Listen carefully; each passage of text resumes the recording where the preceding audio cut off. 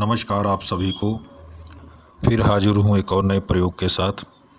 आज का जो प्रयोग है ये किसी भी तांत्रिक की या साधक का जो है आप उसका जो बैठने वाला आसन होता है उसे स्तंभित कर सकते हैं, बांध सकते हैं उसकी विद्या को। और उसकी विद्या अगर किसी तांत्रिक की विद्या आप सफल नहीं होने देना चाहते हैं तो वो भी आप कर सकते हैं।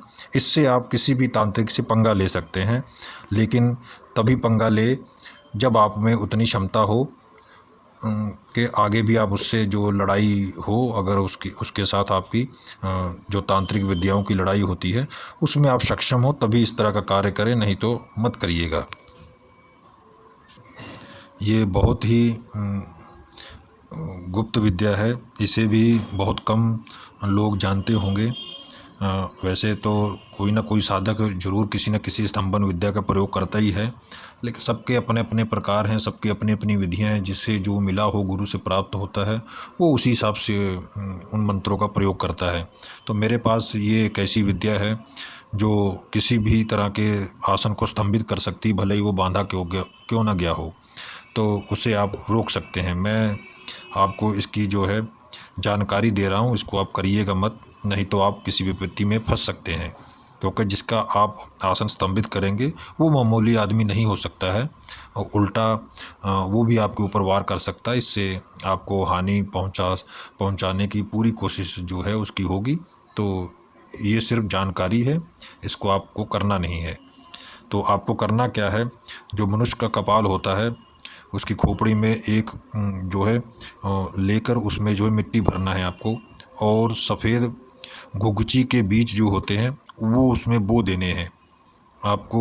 उसमें बोने के बाद उसको जल से जो है सींचना नहीं है आपको, गाय का जो दूध होता है उससे सींचना है उसको। जितने दिन तक वो आप उसको जो जल की जगह पर आपको दूध ही गाय का उसके ऊपर डालना है ज़मीन में, उसमें कपाल में, कि जब तक उस बीज में जो पौधा निकल ना आए। जब उसकी लता जो है निकल आएगी, उत्पन्न हो जाएगी, बड़ी हो जाएगी, तो आपको विशेष नक्षत्र और विधि नक्षत्र में और तिथियां जो होती हैं, शुभ तिथियां होती हैं, उसमें ही आपको विधि विधान से इसको प्राप्त कर लेना है और अपने पास रखना है। और जब भी आपको इसका प्रयोग करना है स्तंभन के लिए, ज़रूरी नहीं इससे आप के सिर्फ आसन ही किसी का स्तंभित कर सकते हैं, और भी इसके स्तंभन का मतलब कि किसी प्रकार का भी स्तंभन आप इससे कर सकते हैं। बस विधियां अलग हैं और मंत्र का भी कुछ हेर फेर रहता है उसमें। तो मैं जो आपको बता रहा हूँ ये इसका जो मंत्र और इसमें जो सामग्री लगने वाली दोनों चीज़ का जो आपको जानकारी दूंगा। और अब इसके बारे में बताता हूँ कि जब भी आपको इसको जो है प्रयोग करना है किसी का स्तंभन करने के लिए आसन को, तो इसको जो है इस जड़ी को लेकर, और इसको एक मंत्र भी है जो मैं इसी वीडियो में आपको आखिरी में बता दूंगा। तो उस मंत्र से उस जड़ी को अभिमंत्रित करने के बाद उसको पीस लेना है। पीसने के बाद जब भी अभिमंत्रित कर लेंगे तो इसका पाउडर जो है, जिसका भी आपको स्तंभित करना है, अगर वो आपके आसपास रहता है, अगर आपकी पहुंच वहां तक है, तो इसको उसके शरीर के ऊपर किसी भी तरीके से छिड़क दीजिएगा। हमेशा के लिए उसका जो है सब कुछ बंध जाएगा, वो बंधन हो जाएगा, समझ लीजिए उसकी विद्याओं का हर चीज़ का बंधन हो जाएगा जो भी उसके पास है। और दूसरा प्रयोग इसका ये है कि उसका नाम लेकर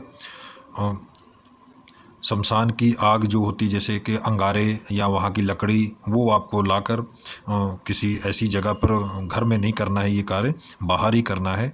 तो अगर शमशान में करते हैं तो और ज़्यादा अच्छा रहेगा।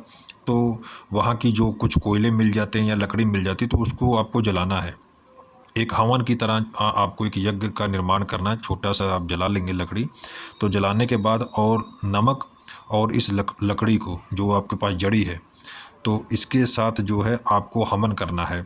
और जो मंत्र इसमें पढ़ना है वो मैं इसी में वीडियो में बता दूंगा।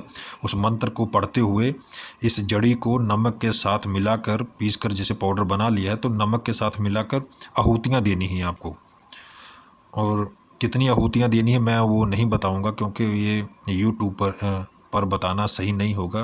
क्योंकि मैं आपको बता रहा हूँ, क्या पता आपका दुश्मन या आपका विरोधी भी इस चीज़ को देख रहा हो, तो आपके करने से पहले वही कर दे, तो फिर तो नुकसान हो सकता है। तो कितनी आहुतियाँ देनी मैं वो नहीं, उसका जिक्र नहीं करूँगा। उस मंत्र के साथ आहुति देने के बाद आपको जो है वहाँ से उड़ जाना है। तो जैसे ही आप ये सारा कार्य ख़त्म कर देते हैं तो बस उसका समस्त चीज़ों का बंधन स्तंभन जो भी आप चाहते हैं वो हो जाएगा। ये ऐसा इस मंत्र का जो है ये प्रभाव है। इस मंत्र को सिद्ध करने की भी कोई ज़रूरत नहीं, बस 108 बार पढ़ना इसलिए होता है कि आपको जो लफ्ज़ों का उच्चारण है वो एकदम सटीक निकलना चाहिए, तभी मंत्र भी काम करेगा। तो मंत्र जो है मैं आप इसी वीडियो में लिखा हुआ है, आपको मिल जाएगा। तो ये ऐसी जानकारी आज मैंने आपको दी है, तो इसको जानकारी तक ही रखिएगा, इस्तेमाल मत करिएगा, क्योंकि हानि 100% होना है, इसमें लाभ तो होना ही नहीं है। क्योंकि आप सब देखते हैं वीडियो, अमल नहीं करते हैं, और कुछ अमल करते भी हैं तो अधूरा अमल करते हैं, इसलिए नुकसान ज़्यादा होता है। तो आप जानकारी तक ही इस चीज़ को सीमित रखें। इस जानकारी से आपको फ़ायदा मिलेगा कि ऐसा भी होता है। तो आज्ञा दीजिए, फिर मिलूँगा एक और नए प्रयोग के साथ। तब तक के लिए नमस्कार।